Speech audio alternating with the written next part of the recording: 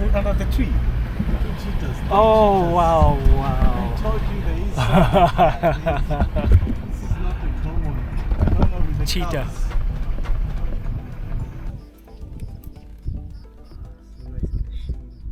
The cheetah is known as the fastest land animal and can reach a speed of 100 kilometers an hour in only 3 seconds.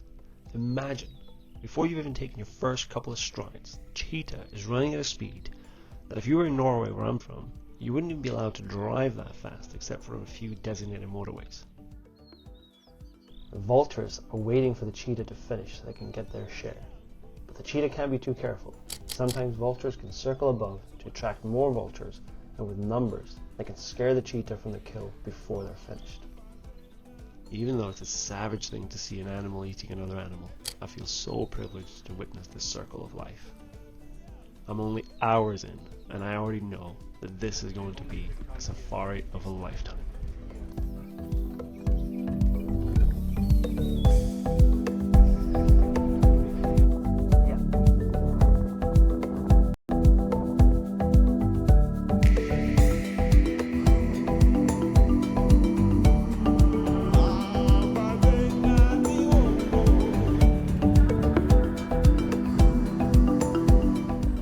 The light is fading, and it's time to get to the Singing Grass camp where I'll be based for my stay. Hello, sir. I'm someone. Espen. Nice to meet you. Thank you. The camp is located in the heart of the Serengeti. The staff are super welcoming and friendly. Samuel is a Masai Mara, and he shows me around camp while we chat. I've never seen such a nice camp before. We sit chatting around the fire with a drink before dinner. I'll show you around camp later in the video. So we're out here. This is the first full day. Yesterday was absolutely amazing. We just started now, 6 o'clock in the morning, and Raj is taking us out, and we're hoping for something to capture as the sun is going up over here to the east. Just so far, just capturing some of the trees with that bit of sunrise and color there. It's been absolutely spectacular. But as Raj is saying, it would be amazing to just get a giraffe or something like that in that frame.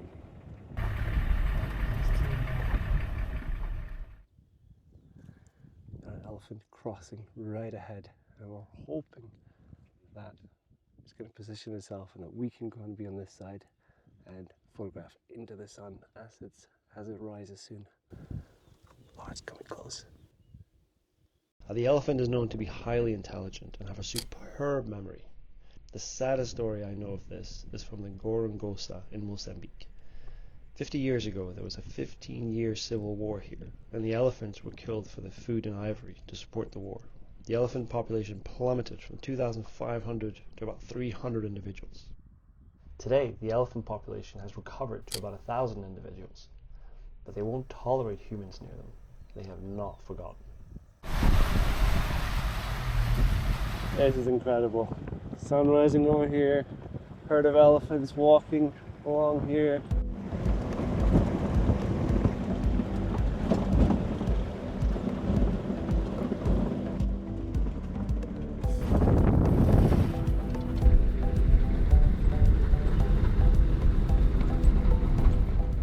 Many theories have been put forth as to why zebras have stripes. Camouflage, warning colors, thermoregulation. Those are just a few, but with mixed results when put to the test. One day, some researchers observed horses and zebras in the same enclosures in the UK and noticed that flies were landing on the horses but not on the zebras. So they decided to do an experiment where they dressed the horses up in striped pattern like a zebra and found that the horses dressed up as zebras kept flies away. I wonder if this could work for mosquitoes and midges back home.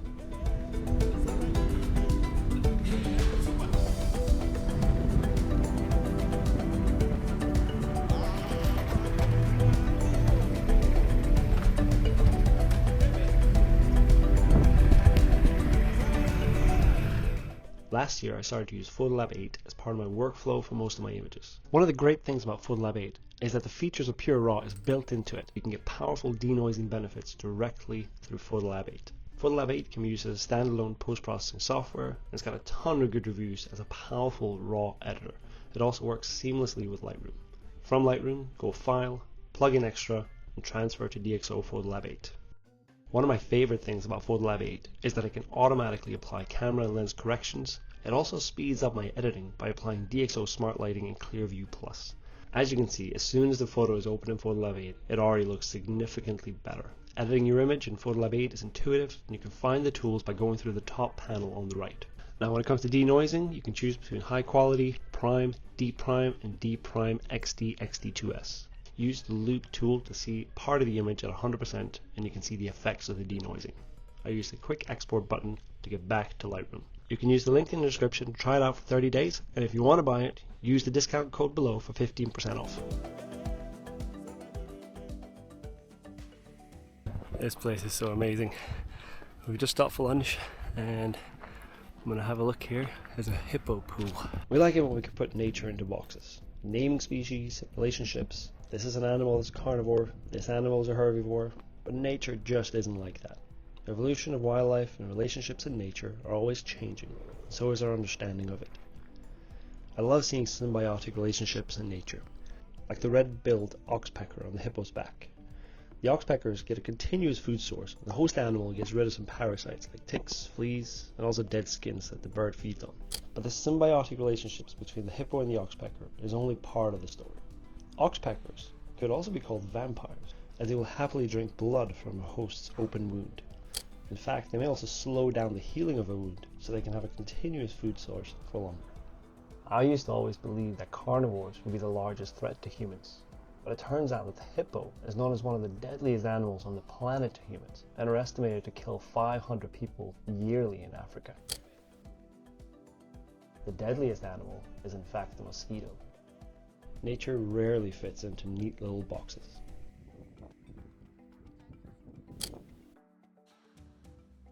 We're on our way to a collection of kopis, where lions are usually found. It's them. You see them? Yeah, 2 of them. Oh, yeah.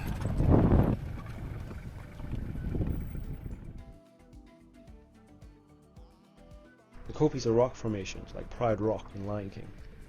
Now the lions don't tend to stand on them and pose dramatically like in the movie, but they like the kopis as an elevated area to survey from, mark territory, and catch shade and a breeze. As opposed to the elephant, which spends about 3/4 of the day eating, the lion spends about 3/4 of the day sleeping. They may only eat once every 3rd or 4th day. But when they do eat, they can eat about 15 to 20% of their body weight in one go.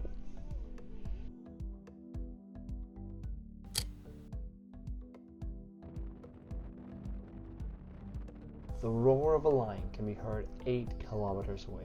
I remember waking up at camp in the middle of the night and I could hear a lion roaring nearby. The thrill of being in the Serengeti is hard to describe.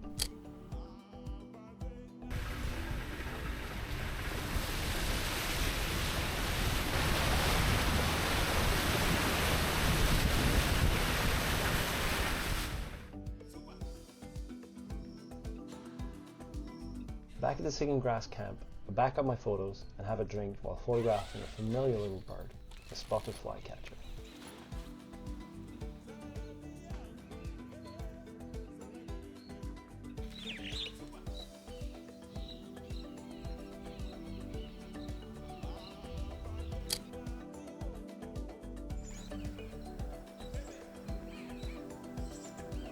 If you want to join me for the trip of a lifetime to the Serengeti and the Singing Grass camp, I'll be hosting 2 trips, one in August and one in November.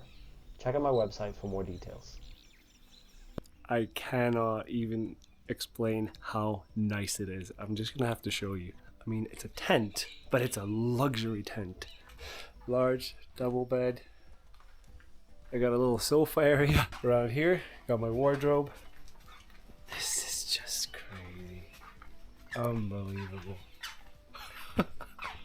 And my bathroom in here. 2 sinks. Shower. Toilet in this one. And if I feel like it, there's an outside shower.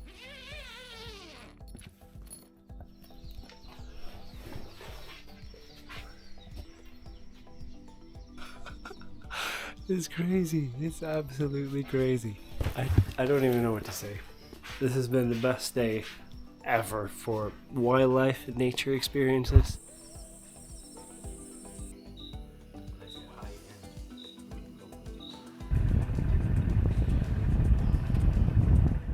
In the morning as we're driving out, I like to get my settings dialed in so that I'm ready to take a photo. Almost every morning we met a lone hyena walking along the tracks. Now this one seems to have been in a recent fight.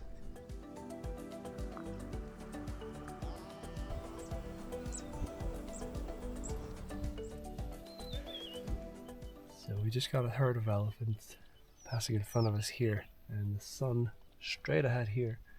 And we got some darker trees and things like that in the back. So I'm hoping that they're going to walk right in front of that darker forest and get a bit of rim lighting. But the sun is already quite high, so it goes up really fast here. And we'll see how it goes. If not, we could try it with one and then maybe drive past and then photograph back the way and use the front light instead if it doesn't work.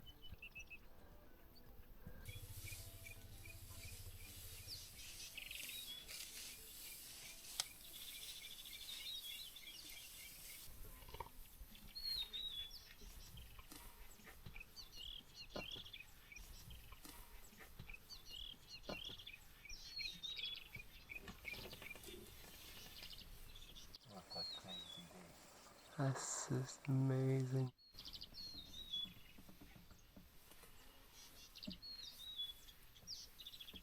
This moment, with these elephants walking calmly right by us, was probably the best moment in nature I've ever had.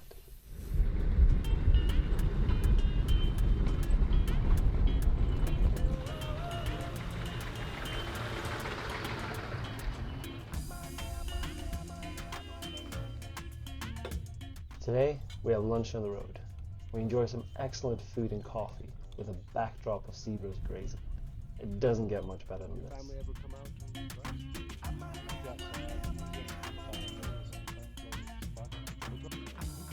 I can't help myself. I take some photos in between sips of coffee.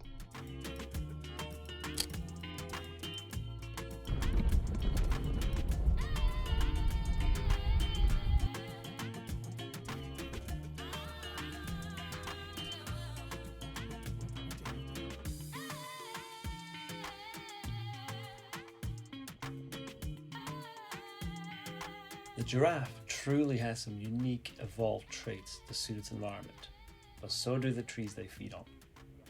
The trees have thorns and spikes to make it difficult to feed on the leaves. The trees also produce tannins that makes the leaves taste bitter and can be dangerous to giraffes in large quantities. Not only that, but trees can communicate with each other by releasing pheromones so that nearby trees can start producing tannins before the giraffe reaches them.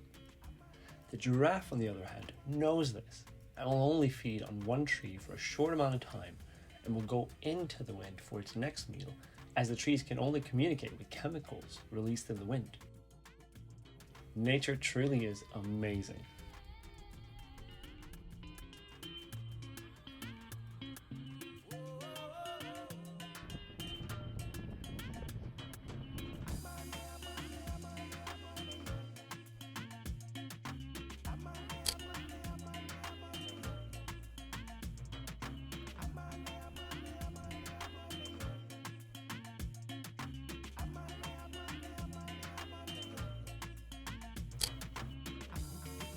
This really has been a safari experience of a lifetime, and I've only scratched the surface. I have so much more footage and photos to share, so like and subscribe if you want to see more of my adventures in the Serengeti, or better yet, come with me on the next adventure.